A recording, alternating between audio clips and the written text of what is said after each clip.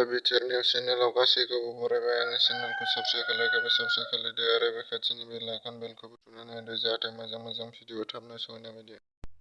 गसाइगाव जिल्लानि बर' थुनलाइ आफादनि 28थि बोसोरसालिया जथुम्माया मैयानिफ्राय जागायबाय।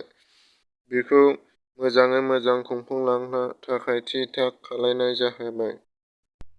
क'क्राझाराव बायदि रोखोमनि दामनाय देनाय मोसानाय मुसुरनाय मोनफ्रोमबो हारि बासियालासेनो गासै हारिमु मोसाग्लांनाय बायदि कालचार मोसानाय फाव दिन्थिनाय सल' खननाय बायदि मैयाफोरखौ मैयानिफ्राय जागायबाय। मैयानिफ्राय सानथाम हाबाफारि लानानै मैखोमै जागायलांगोन।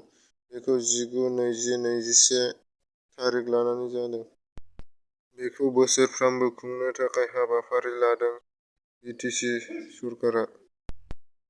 धेमाजि जिल्लानि देकाफामाव देकाफाम रेलवे स्टेसन देकाफाम कमिउनिटिया रेल स्टेसन खालामनांगौनि थाखाय मोनसे खौरां मेलनि खुंनाय जादों। बे खौरां मेलनि गेजेरजों देकाफाम रेलवे स्टेसन डिमान्ड कमिउनिटिया थांनाय 2016 मायथाइनिफ्रायनो दाबि खालामबोगासिनो दं।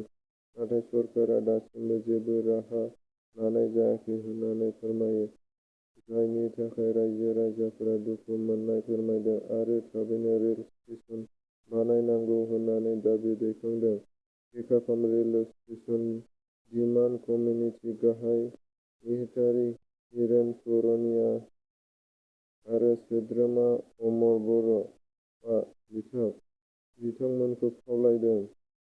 रायजो राजाफ्रा रेलवे स्टेशननि दैदेनगिरिफोरखौ खावलायदों जे देकाफाम रेलवे स्टेसन बानायनांगौनि थाखाय गोख्रों खावलायदों एबा गोख्रों दाबि दैखांदों।